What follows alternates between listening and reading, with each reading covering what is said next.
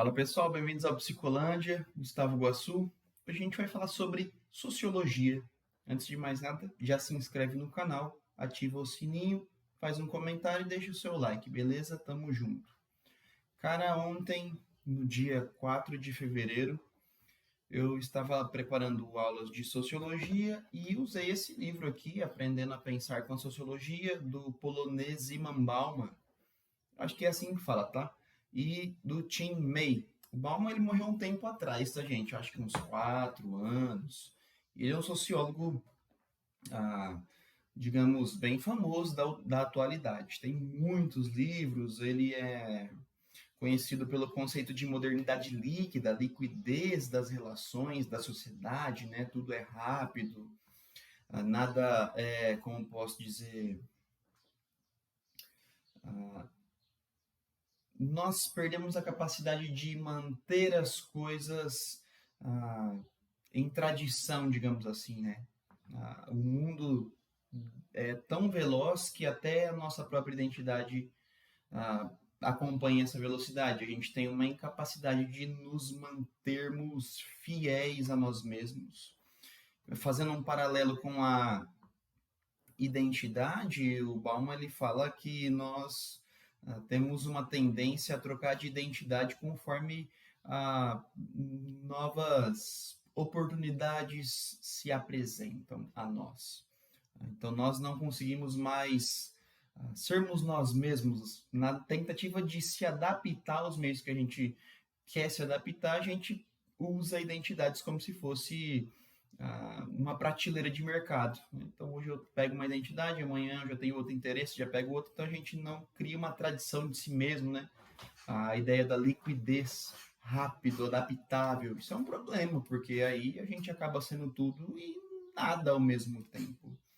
Só que o tema de hoje não é sobre isso. O tema de hoje é sobre conhecimento, sobre senso comum e sobre o pensar sociológico.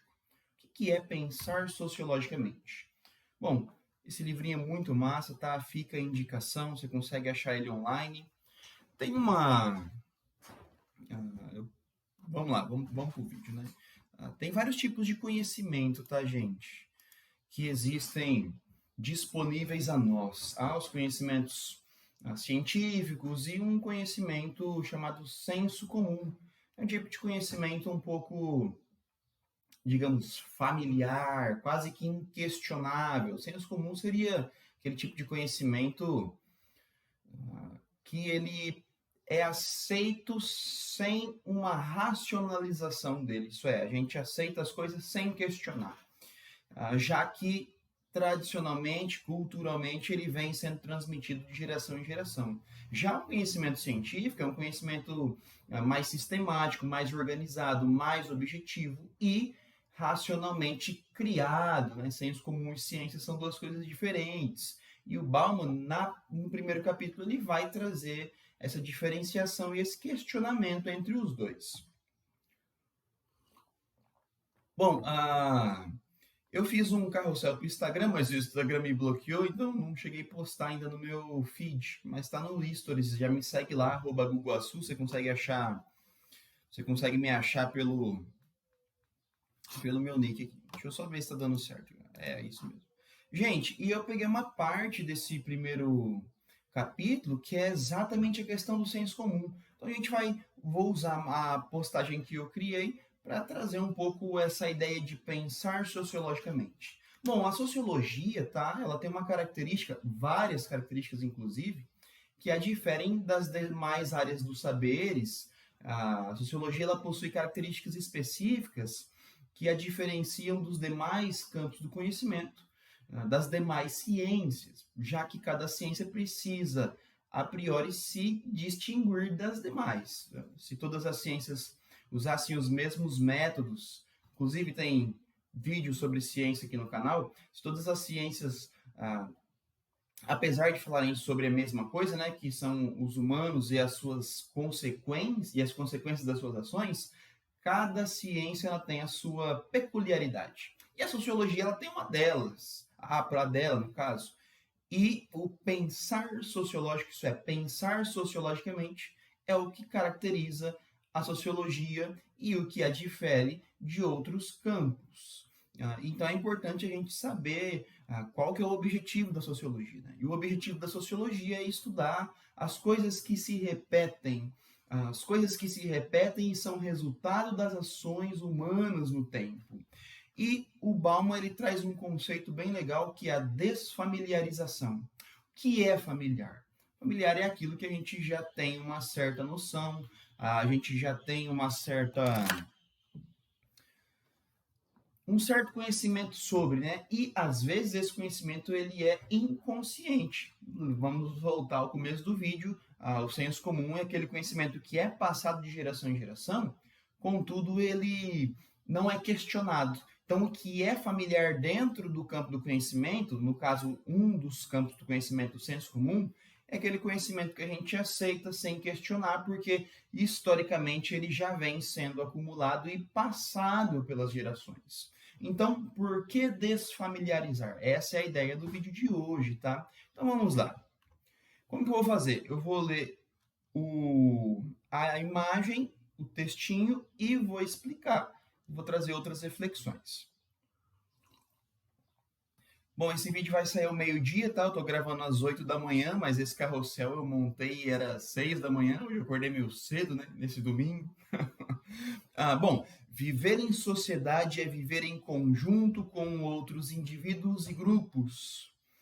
Diz Peter Berger, nenhum homem é uma ilha, né? Disse algum sociólogo, quando eu estava escrevendo eu não lembrava quem falou essa frase, mas é esse, Peter Berger. Nenhum homem é uma ilha. Isso quer dizer o quê? Mesmo se a gente quiser, a gente não pode viver só, gente. Então nós precisamos das outras pessoas para viver em sociedade.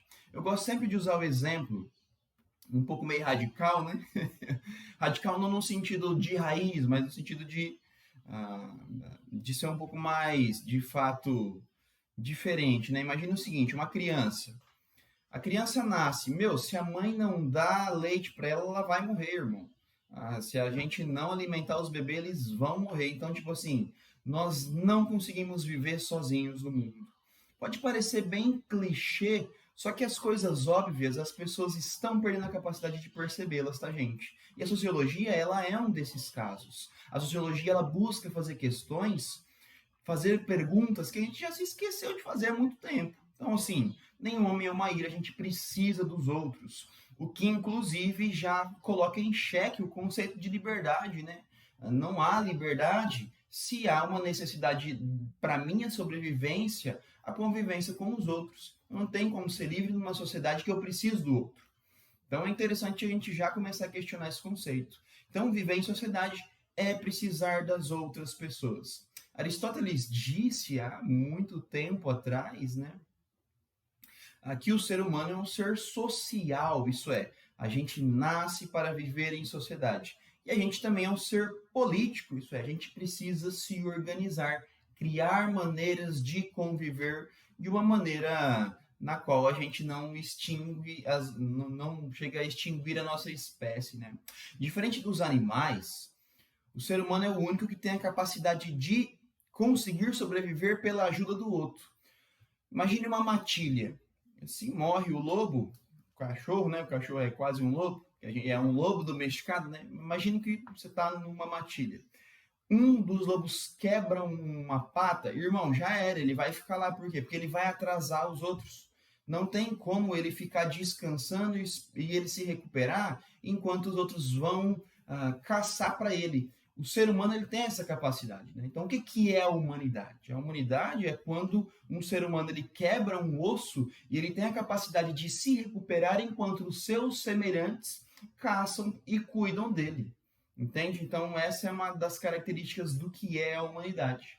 É a capacidade de esperar do outro uma ajuda para a sobrevivência. Então, essa primeira imagem fala sobre isso. Então, nesse sentido, tá, gente? Nós somos indivíduos sociais, né? A gente está à mercê das nossas escolhas, isso é, eu posso escolher, contudo, eu também sou induzido às escolhas que são influenciadas nos meios nas quais eu estou inserido. Dentro da escola, dentro da família, dentro da religião, dentro do governo, dentro de uma sociedade de propaganda. Então eu posso escolher, Contudo, há muitas coisas que eu escolho que não são legitimadamente escolhas próprias, conscientes, escolhas pensadas. Muitas das vezes, como a gente já nasce numa sociedade que funciona, nós temos uma tendência a fazer escolhas sem pensar, porque os nossos pais mandaram, porque os nossos amigos também escolheram, porque a gente viu um influenciador que nós admiramos e ele fez certas escolhas que nós também queremos fazer. Então, viver em sociedade é você ter escolhas conscientes e inconscientes. Por quê? Porque a gente vive influenciado. Cara, a sociologia ela é fantástica, porque ela traz essa percepção de quem nós somos dentro da sociedade.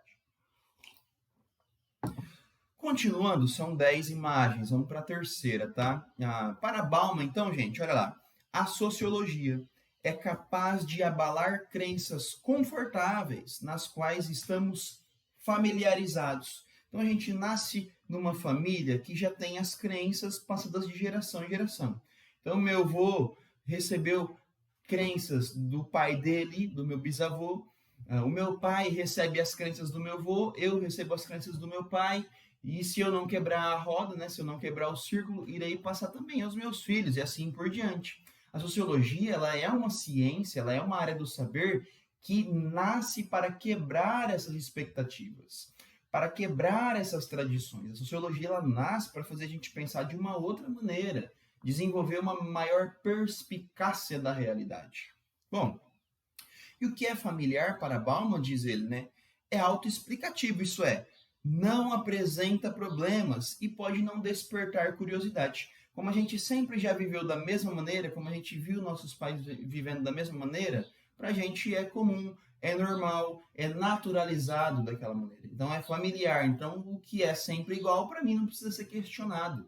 Eu não tenho nem curiosidade de saber o porquê eu penso e o porquê de eu agir de determinadas maneiras, né? O que, inclusive, a psicologia, ela se desenvolve nesse sentido, né? Fazer a gente pensar em nós mesmos numa ruptura com o nosso passado e a nossa criação. Inclusive, eu estava fazendo terapia um tempo atrás e aí eu preciso voltar, né? Mas façam terapia, é interessante, vai lá fazer um teste. E aí o Bauman continua, gente.